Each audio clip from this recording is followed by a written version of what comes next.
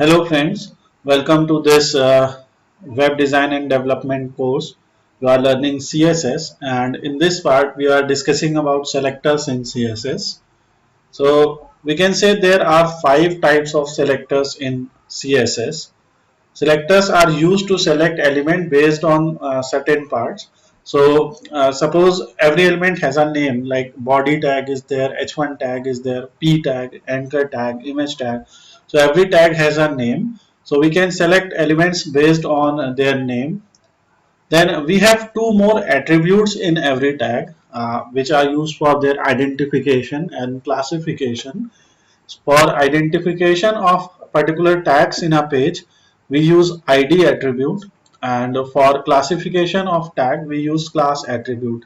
So suppose we have four tags of same type, so we can use the class attribute and we can put the same class to those four tags, and then they will be uh, objects of same class. So now let's see some examples here. So now for example, I will choose this particular page here, which is css test.html. In this page, you can see we have title, link, body, h1p. So you can see here that we have linked this page with an external CSS file. So we can write an optional attribute here, type is equal to text slash CSS. Now the external file that is linked to this particular page is this style.css, and in this external file you can see that the selector here is the name of the tag itself. So we have h1 tag and p tag, and we have selected them in such a way. Now let's say there will be more number of paragraphs here. So let's say we are learning CSS, we are learning web designing, we are learning database management. So we can write things like this, and so we have three paragraphs here, and I will explain you the use of ID and class using this paragraph. Now suppose we have another tag here, and that tag is, let's say there's another h1 tag, and in this tag we can give some other heading. So this is some other heading for us, and let's say after this other heading there's another paragraph which explains about that. So let's say some other heading is PHP. We can say we are learning PHP, and we can write PHP is used for creating web applications. So now in this particular page here, we have four paragraph tags and two h1 tags. And now when you will run this page, so this page is saved in this directory here, my website. So from this directory, when you will run this page CSS test, so open it on any particular browser. So now you will see we have four paragraphs here and two heading tags. And as per the design which we provided in the style.css part, so we can see here we have h1p. So for h1 background color is this, which is a green color, and we have used a hexadecimal code for that. Text align for heading is center, color is 6 times F. Then we have font family, it has ITC, and then for a paragraph we have background color yellow and font size 20. So now suppose there is a requirement in which this particular paragraph, which is getting the default style of the above paragraph tags, suppose we want to style it differently. Suppose we want the font of this particular paragraph to be big, we want the background color to be blue, and we want the font color to be white. So but if we'll make that changes in this p here, so in that case those changes will be applied everywhere. Let's say we want to make the background color blue, so when you will make the background color as blue, the changes will be applied to every tag. We don't want to apply the changes to every tag. We just want to select a particular tag and then apply changes to that tag. So I will now close all other documents so that these two documents are open. So now to select any particular tag, we can define, or we can put a class to it. So class, using class attributes, we try to tell that this particular tag is an object of some particular class. So let's say the class is blue. So we can name it anything, but we are, or we can say, let's say blue one.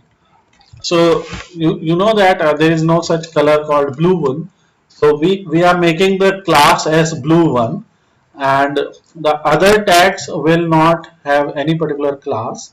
So let's say this is blue one, and or for example we can make them as class is equal to yellow one, and we will apply this same class to these three tags. So we can now classify the tags on the basis of their properties, or on the basis of which properties which we have to put in the tags, or which proper CSS properties we have to apply to tags. We put some class there. Again, this class attribute is used by CSS also, and this class attribute can be referred by JavaScript also.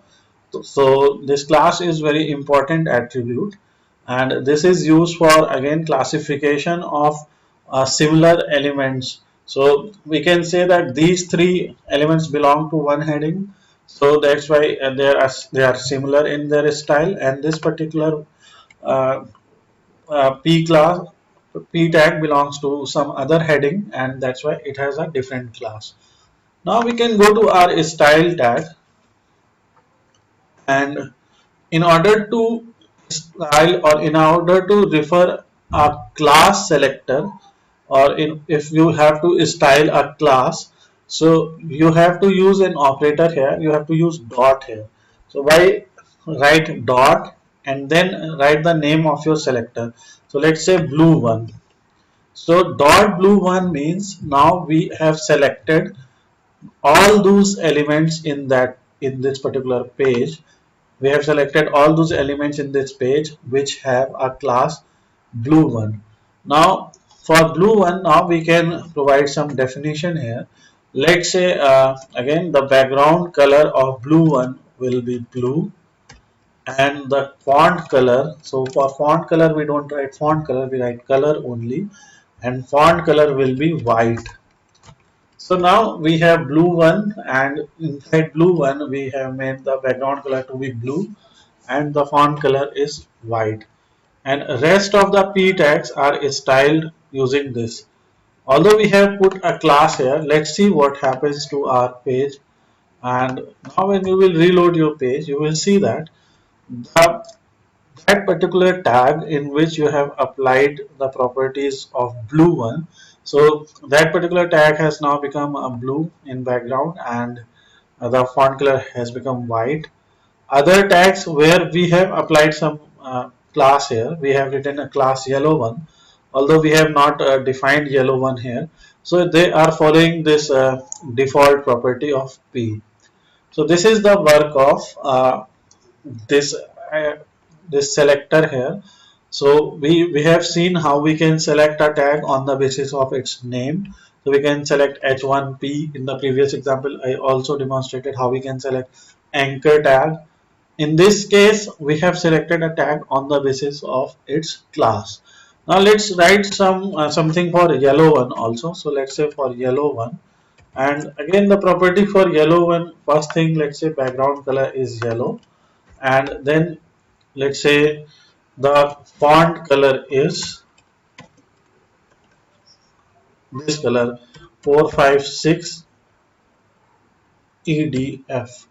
Let's say whether it's a color or not. So I have written 6 random numbers here to make it a hexadecimal. So you can see that it is a color.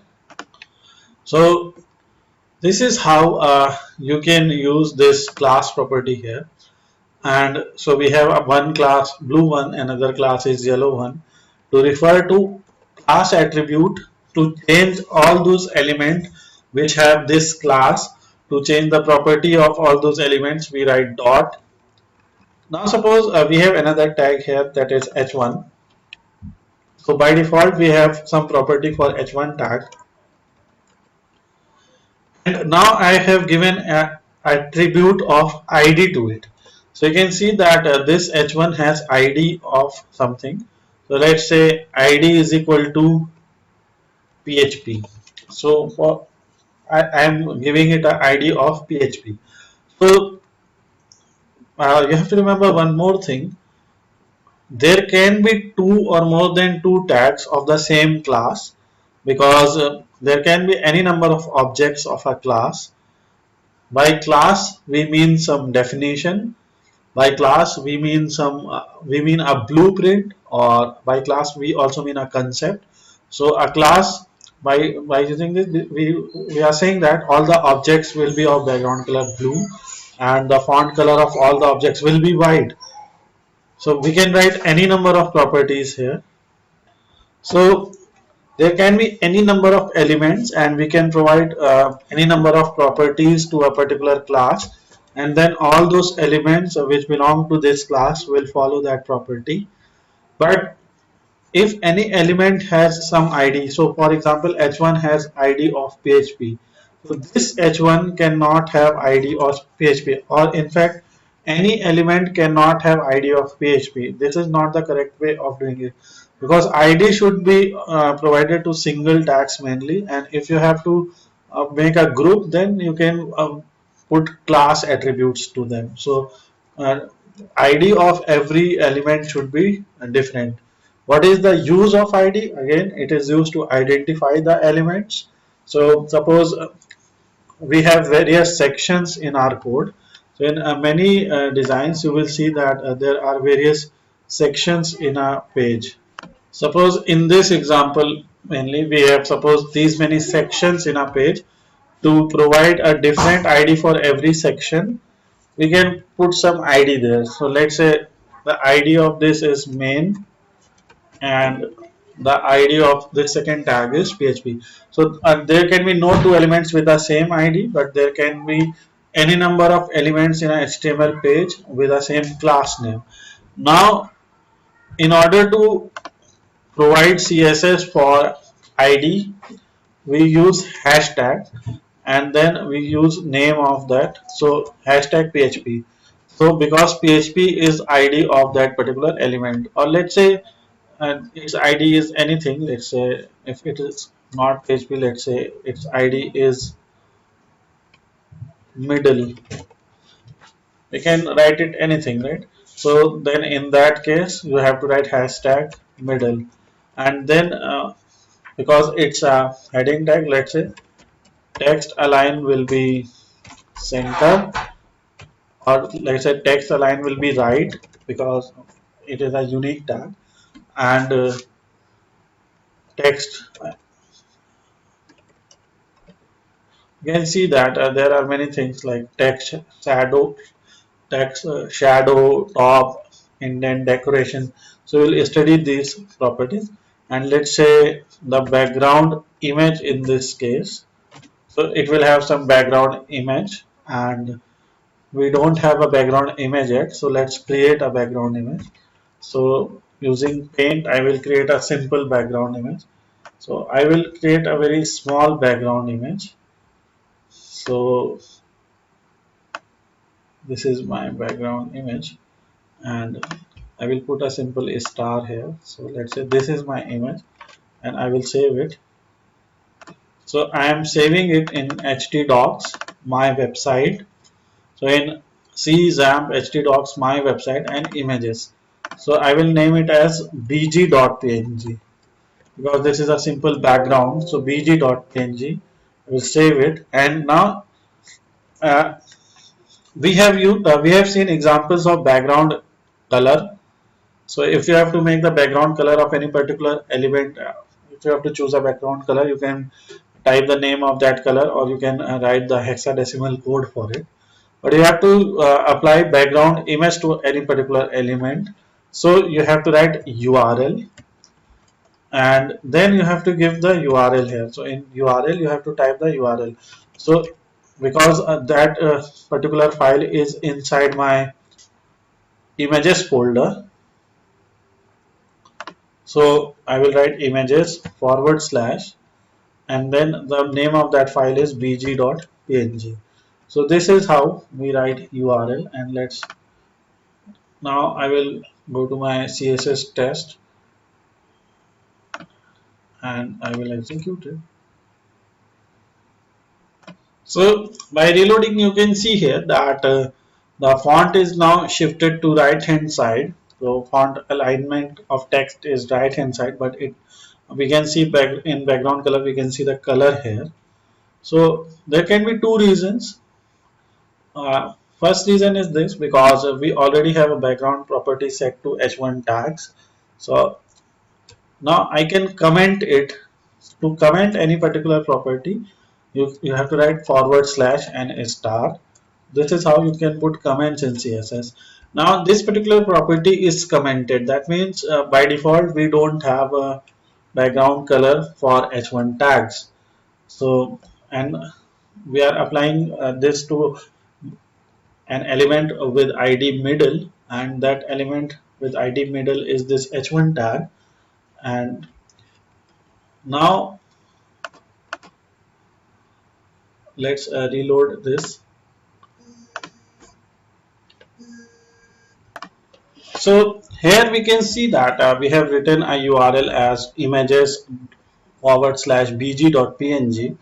But if you will actually look at our folders here, so this images folder is actually in our root directory, which is my website, and the style.css file is in a directory called CSS, or in a folder called CSS.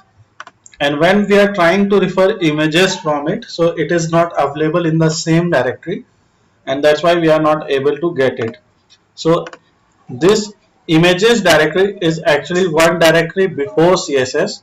So in order to access those directories which are before that particular directory, so we can write two dots and a forward slash. Now from style.css we will go up one directory. So one directory up means before this. So one directory up means this directory, and in this directory we have images, and then we have bg.png. So now we have images forward slash bg.png. And now if you will reload our page, now I think it will work. You can see that we have a simple background image here, and here we are learning PHP. So we can change the font color from,